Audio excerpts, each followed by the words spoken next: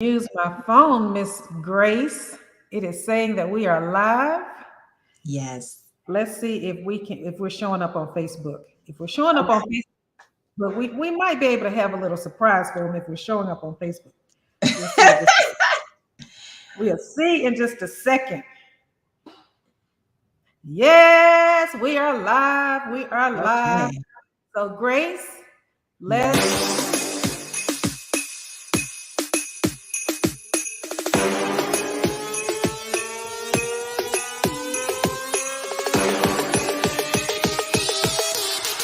You thought I was playing?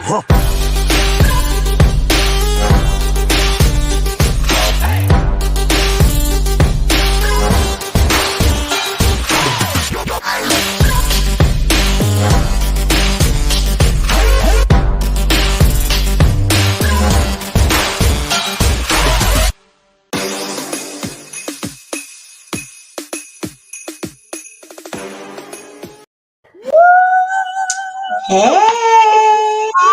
Live. We are live and we are about to go in with Miss Grace Unuegbu. Did I get it right, Grace? You got it right. I You got got it right. I got it right or I got it close. Close enough. I am super excited to be here with Grace. Man, this is, I don't know, my 7th interview. And let me tell you, it doesn't get old. It is great every time. And just a few minutes that I spent in the green room with Grace, man, I know that this is going to be amazing. She is an amazing soul. But before we jump in, let me take the time for anybody who may be new to the Deeper Women Lead platform. I need to introduce myself. I am Dr. Barbara Swinney, your life and holistic leadership coach and coach trainer. I'm the founder and CEO of the Deeper Leader Institute for Personal and Professional Development, where true leadership starts with self-leadership. At the Deeper Leader Institute, we coach, train, and certify leaders who are looking to become more effective leaders in their role, in their current role, or looking to launch their own life and leadership coaching business. As an accredited coaching certification institute, we are able to help train and certify leaders to go out and do their own thing. So I'm also the founder and CEO of Deeper Women Lead Global and creator of Deeper Women Brands. And I'm so excited to be presenting Deeper Women Lead Atlanta on March 19th here in Atlanta at Sheraton Galleria Suites. If you have not registered, you need to get over to deeperwomenleadglobal.org and take advantage of the early bird registration because you only have a few more days to take advantage of that. That is going to end on February 20th. So make sure you get over to deeperwomenleadglobal.org and take advantage of that. Now, I think that it's important because some people might think that, we just came out of nowhere and now we're just all here and we're just Deeper Women Lead. I want to take the opportunity to give you some background, give you a little history of where Deeper Women Lead came from and the purpose of the brand and why we do what we do, because we do all things in purpose. Deeper Women Lead started in 2018 when I published my first book, this little beauty right here. It's always deeper. It's always deeper. When I launched the book, I was actually having lunch with 3 of my good friends in leadership, and I had this idea to launch my book along with a conference. And that first Deeper Women event was Deeper Women Speak. It was 3 of my wonderful friends and I who spoke that day, telling our stories and sharing strategies for life, love, and leadership. And that day, the Deeper Women Lead platform was born. And from that day to this one, we have been seeking to be the place where women in leadership can come and share their stories of life, love, and leadership. And I am elated to welcome to this stage another deeper woman in her own right, Miss Grace, who is a mental health nurse practitioner. Did I get it right? You got it right. Nurse practitioner, but she's using her gift, talents, and skills to transform the lives of women as a transformational coach. So welcome to the Deeper Women Lead stage, Miss Grace Unuegbu. All right, Grace, we're going to jump in. And Grace, why don't you go ahead and tell the people a little bit about yourself? Tell them where you're from and why you're here. Got it. So I'm Grace, as you guys know. I am from Maryland. I reside in Maryland. I'm originally from Nigeria, but I reside in Maryland. I am the CEO of Smile Biz LLC. Single Moms of Krebby Living Empowered is a personal development company where I teach high performing women how to live a balanced lifestyle so they can be able to gain a life of peace, prestige, purpose, and prosperity. Yeah. I'm also a transformational coach. I'm also a speaker. I'm a published author as well. I launched my book last year, my latest book last year. Tell them the name of the book and where they can find it. Yes, you can actually get it on my website at smilebizllc.com. You can also order it on Amazon. It's called A Rose is Still a Rose. Okay. Overcoming your past to walk in freedom. So it's pretty much a memoir of my life and the different transitional periods of my life and how God used everything in my life. No season was wasted. So it's definitely a great book if you're looking for healing and deliverance and just strategies in your life to get to your next stage in your life. Definitely check it out. I'm also a single mom of one. I have a teenage son, y'all. So y'all know how that goes. I'm like, ooh, so y'all might need to send a help for a sister, okay? But he's pretty much a good kid. So I am a single mom as well. And as Dr. Barbara Sweeney said, as Dr. Barbara talked about, I am a transformational coach as well. So I do help women get to the next stage in their life.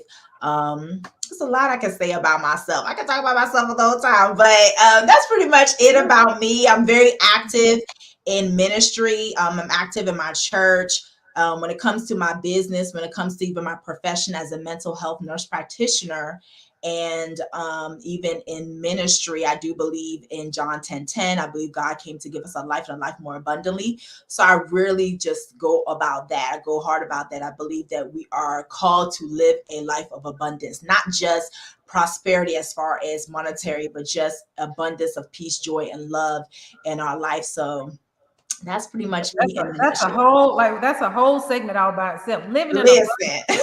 Understand that you were created to live in abundance. Yes. But some of us, a lot of us, don't understand that, and we just operate from this place of lack, this place of poverty in all things. And like you said, it doesn't just have something to do with money, but it's how you're living in even how you feel, how you're experiencing joy day to day in your life. Yes. So y'all heard about Grace. Y'all have heard. She's been around. She's graced many stages, many platforms. She's not new to this world of speaking. But Grace, I want to ask you, with all of the experience that you have with speaking and helping women to heal and transforming their lives, what intrigued you about the Deeper Women Lead platform? So when I was looking for speaking engagements, I actually Googled women empowerment because I do a lot of women empowerment. So I saw an ad, I think it was Eventbrite or something. I saw something for Deeper Women. I went to, of course, check you out, look at the website. I was like, oh, she is super dope. She's doing this, that, and the third. And I just love the fact that it was women from different areas, right? Different walks of life, different experiences, and how we had a common goal to empower other women. And I love to see that because a lot of times in society, they like to pit women against each other. There's more competition, but I believe in collaboration versus competition. So I love the fact that the women were coming from these different backgrounds to be able to unite together to really empower, encourage other women to walk into who they're called to be. So that really was what intrigued me about just reading about you and what you do and where you've came from with just walking in your purpose. So I was like, you know what? I'm gonna apply where it lands, it lands. Yes. Because God's will is gonna happen. So that's what I did. So that's how I came about across. Good stuff. So as a woman in leadership myself, I'm an educational leader by trade. I've been leading for 28 years in education, or I've had 28 years of experience in education. And of those 28 years, I've been in an active role in leadership for 25 of those years. But I can tell you that I didn't really start leading until I was able to lead myself. So there's some women who are in those leadership positions, but don't really understand the magnitude of the seat that they sit in. Grace, what kind of advice would you give a woman in leadership who's not truly doesn't understand her authority in the seat as a leader? Well, one, we got to stop listening to the voices of others, right? I think that multiple voices can cause confusion. That's good. And so we have to surround ourselves with people who are not only going to be supportive of us, but also hold us accountable in our becoming process and pull these things out of us. But we also need to challenge our belief system about ourselves, because if you're not truly walking in your authority, or you feel like you don't have authority, then that's a mindset issue. So that's something that has to be breaking down. Like, why do you feel that way? What experiences did you have that makes you feel like you don't have authority? So I would start, giving advice, really start dealing with the root of your mindset, like getting the root of why do I feel this way about myself? Because how you feel about yourself is going to be how you show up. So if you don't show up with that authority, then there's something else going on in there. So I would really advise to sit down and really start doing some self-reflection and get to the root of your experiences and start breaking down some of these limiting beliefs we have about ourselves. And then also cut down the noise. Yes. You can't listen to everybody. So that's the biggest thing. It's a mindset block. That's good. That's good. As you were speaking, I was thinking about recently. I was speaking to a group of women in leadership who were aspiring leaders, but didn't really see themselves as leaders. And one of them actually said, "Well, I never really saw myself as a leader. I just kind of, operate in the background." One of the things that I always challenge my clients to do is to don't ignore those things that you're telling yourself. Ask yourself where that came from. You talked about getting to the bottom of it. Ask yourself, where did that come from? At what point did I started thinking less of myself? Because when you were created, when you were born, you did not feel like at 3 years old, you didn't run the world. Boss baby. When you were 3 years old, you dropped a tear and the world started moving in your favor. Listen. But like you said, we get all of those voices, we get all of those people in our ears. I always say we come here as sculptors, but because of what everybody is doing, we leave here sculpted. So we come here being the one doing the work. Yeah. So somebody is working on us. Right. And we become the product of the environment instead of creating the environment that we want to be in. And as we think about environments, a lot of things have had to shift since COVID. And I know, being in the mental health field, you probably deal with a lot of women in leadership who are trying to make that shift. Before COVID, we used to do one thing. We had all of these systems in place that acted as our executive functioning. We knew what time to get up and be there. We knew what we had to do when we got there. We had the list of things that we needed to do. Then we went through the shutdown, and then everybody went crazy, like, oh my gosh, what do I do now? The world is quiet. How do I handle this? And then we went back to work. Yeah. And I would say that there's a different skill set necessary to lead post-COVID than there was pre-COVID. I would say not necessarily a different skill set, but a different level of awareness that's needed. Yeah. What would you say to women? What kind of adjustments would women in leadership need to make in this post-COVID era?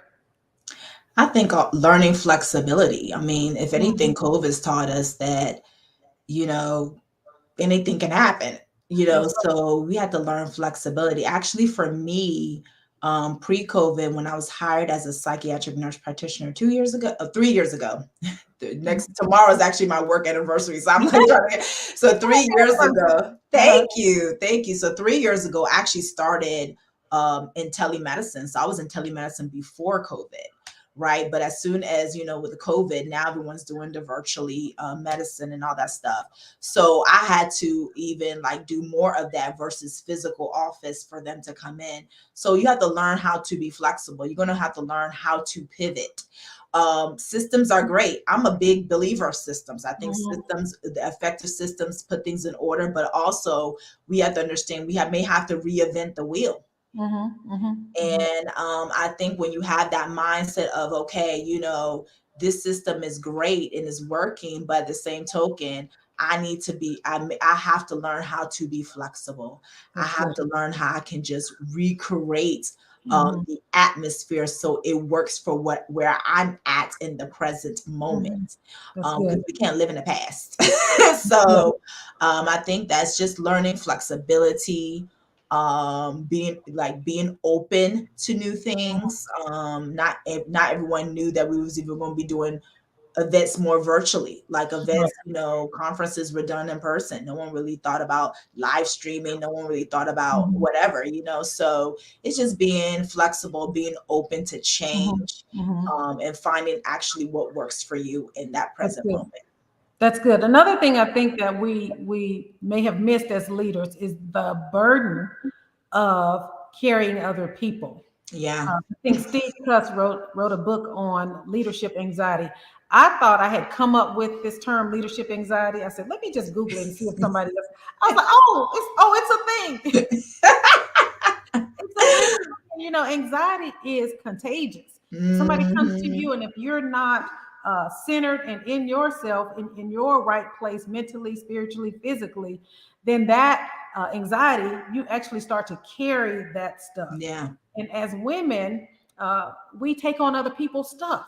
Listen. And I actually had to ask somebody the other day who was complaining about feeling a certain way because of something that somebody else did. And I said, why are you carrying what she's supposed to be feeling? Why do we do that? How do you help women balance that, stay out of the place of anxiety, and being able to show up every day in a way that they need to for the people they lead? The first step is taking some personal accountability with your mental health, with your emotional health. It's okay to say no. No is a complete sentence. I think we have to give ourselves permission. As you said, we start feeling guilty, guilty, like, okay, I didn't serve here. Okay, I didn't do this or whatever. We have to change that mindset to understand that saying no just give us permission to say yes to ourselves.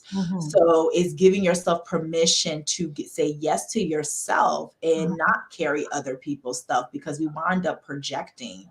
So I teach a lot about assertive communication. I teach about breaking those things down. Like, why do you have to always do for other people? Why do you always have to do this? And that goes back to the root again. There are people who do these things not just necessarily from a generous heart, but they feel like they're obligated to do it, or they feel like, oh, if I don't do this, especially in leadership, if I don't do this, it's not going to get done. So we have to learn how to delegate. We have to learn how to get people that we know on our team that you don't have to micromanage. You're going to have to learn how to prioritize yourself and learn how to say no. But these are skills. These are skills you'll learn as you go along. But once you start valuing yourself, start valuing your peace, your mental health, as you said, your physical health, your spiritual self, then it gets a little bit easier. Like, okay, this does not serve me right. This does not serve me in the space that I am in. Maybe I need to put this on the back burner for now and revisit this, or just eliminate it, because it's not helping me get to where I need to get to, and it's not helping the people that are around me. Because when you learn to say yes to yourself, what you're doing is you're offering the best of yourself, because you're not running on a deficit. You're not getting burnt out and overwhelmed. You know what I'm saying? So it is a balanced thing, but it does start with first giving yourself permission to say yes to yourself. That's good. That's good. And the closer you get to yourself, Warren Bennett, who's one of my favorite leadership gurus, says, becoming a more effective leader is simply becoming more of who you are. And the closer you get to yourself, I teach my students that you are your own organization, and anything that you want to see outside of yourself, you must first reconcile that thing inside of yourself. Yes. So if you are going crazy, it's likely that your organization is running wild. So when you know that it's time for a sit down time, I told somebody today, I said, education itself. I think of it as a person. Education needs quiet time. Yeah. It needs to push the pause button and stop acting like nothing happened. Because that's exactly what we do a lot of times in our lives. We just keep going. Yeah. We act like nothing's happened. But it's clear to me, Grace, that you've done your work. And that's one of the tenets of Deeper Women. Deeper Women have done their work, and they understand what it means to get quiet and get clear. And they understand that clarity of identity is closely connected to clarity of purpose. So I want to ask you, Grace, how has your connection, getting connected to really who you are spiritually, mentally, emotionally, how has that shaped your practice or your coaching? It helps me show up as myself. You know, I'm not gonna hide Grace. At one point in time, I used to hide who I was because, as I has said, you know, I didn't value myself. You know, I didn't value myself. I didn't have confidence or anything like that. This is taking time over the years, really dealing with myself and dealing with the good and bad and ugly of who Grace is. And really allowing the Lord to come and heal those places, speak into my life in those areas that I didn't want other people to see. So I truly believe in self-reflection, as you said, taking time to pause, taking time to sit in the present moment, sit in your emotions, process those things, and not walk in denial, because it's only going to manifest in a different area. And so I had to take that time to really get to know who is Grace. And I also believe that purpose continues to reveal itself. There's layers about me that I have not even got to yet, you know. So there'll be other experiences I've had, like, oh my God, I didn't know I had that in me. It may be a positive or a negative thing. And then I have to deal with it, right? So as you said, you know, I agree with you. Identity, purpose is tied to identity. When you know who you truly are, then you'll know what you're called to do, because at the end of the day, the purpose is the why, and your assignments is the how and the what, right? But you first need to know who you are before you can know the why, before you can do the what or the how. So it's about self-reflection. I believe in introspection. I know it's hard for people to do that because no one wants to sit down and really deal with their stuff. No one wants to look in the mirror like, you know what? I got this going on. I got that going on. No one wants to do that. And I know it's not easy to do, but you just continue doing it. As time goes, it will reveal more of who you are. Your purpose will be revealed more. There may be even another assignment, a different season that's still underneath the umbrella of your purpose. And that's what I do. I know what I'm called to do. I know who Grace is. I know what I'm called to do, and I'm going to show up as that, you know?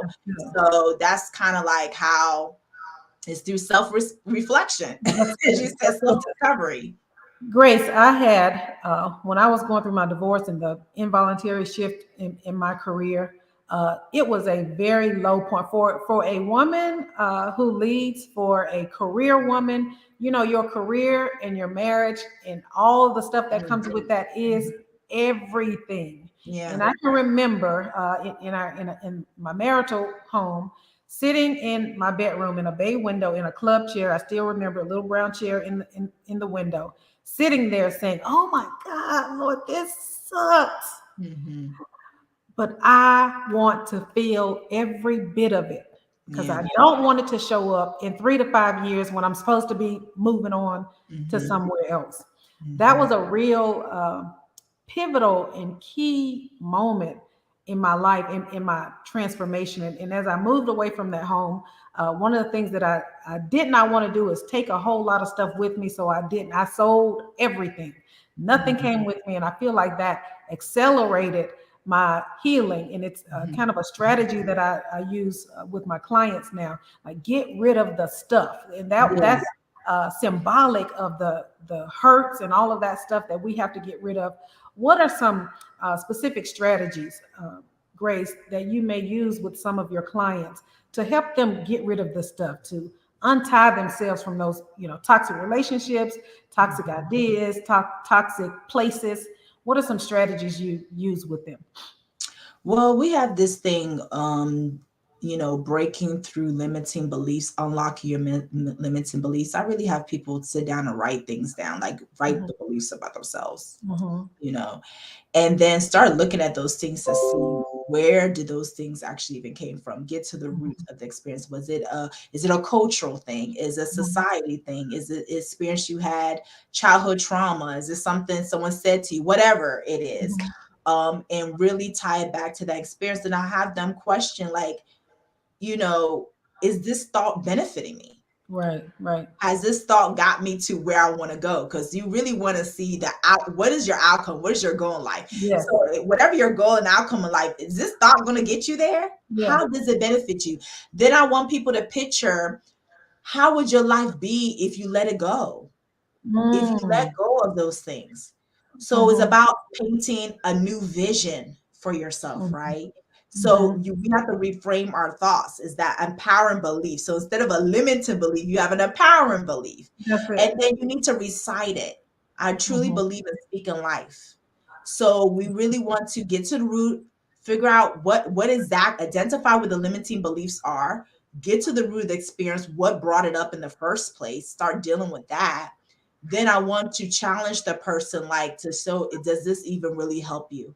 And what would your life look like if you let it go? And if you know this is what you want, then you're going to have to let it go, right? You're going to have to let it go. And then, of course, develop an empowering belief, a new vision for your life, so you can be able to operate in that. So it's not easy work. It ain't easy work to do, but it's necessary. It is necessary. It is necessary to live. And when I found myself in that place, I can't even remember now how I had because it was what I was going through seemed so horrible.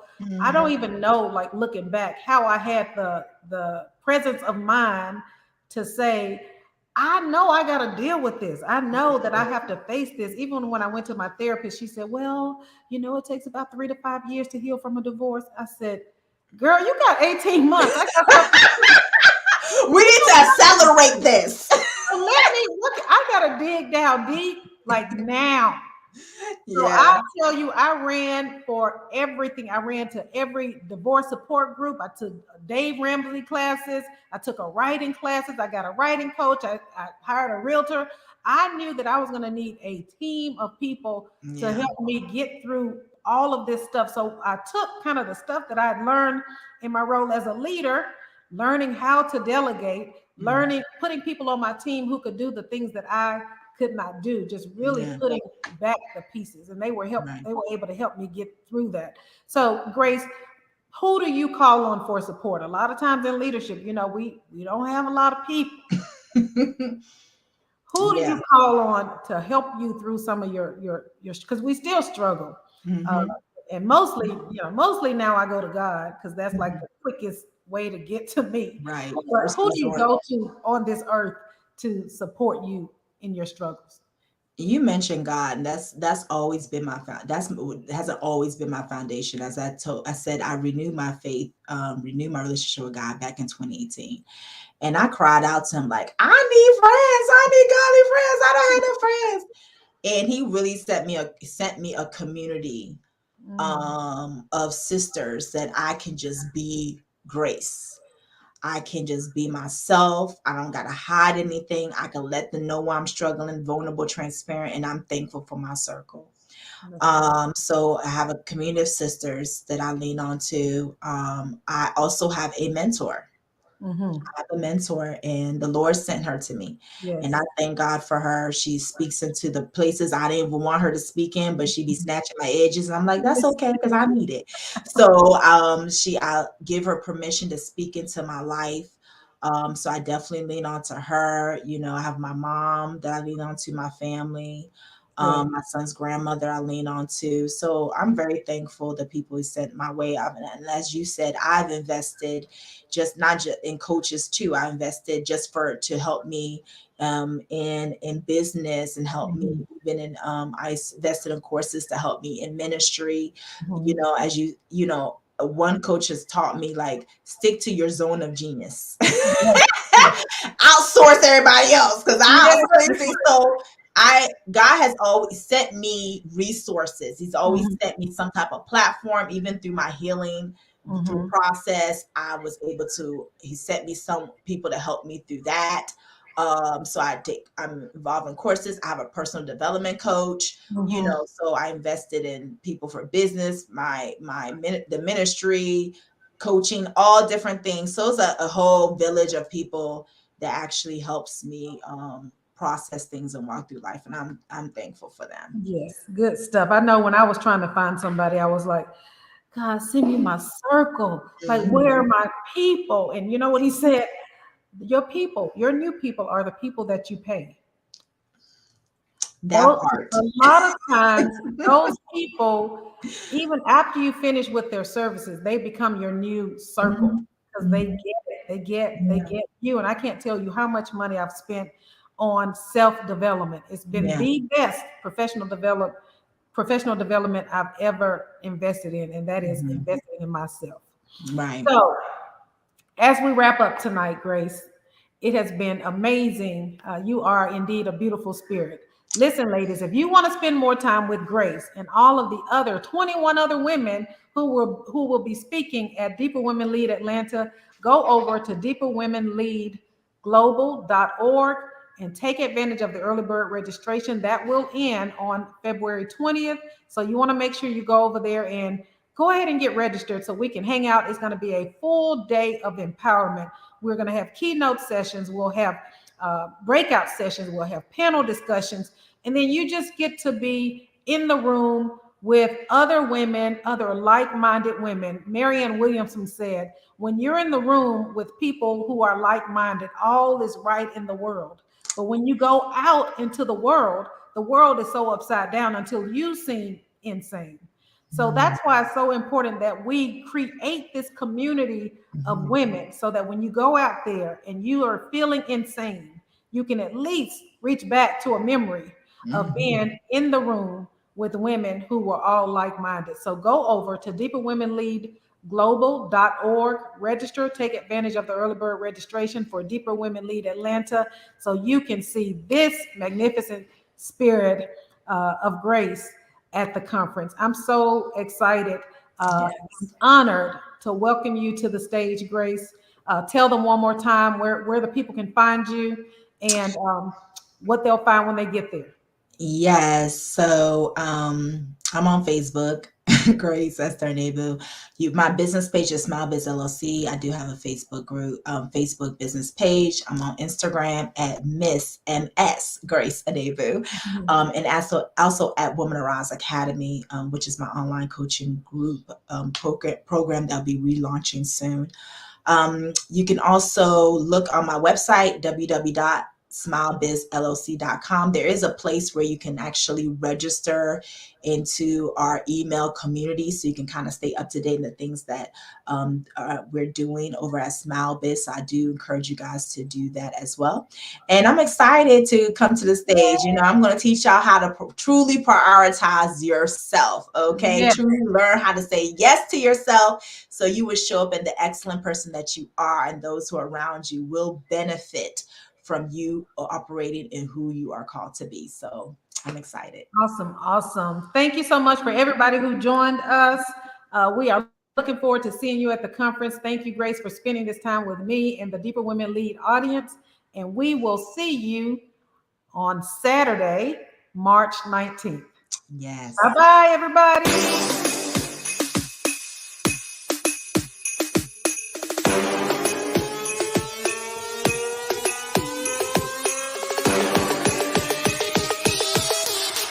You thought I was playing?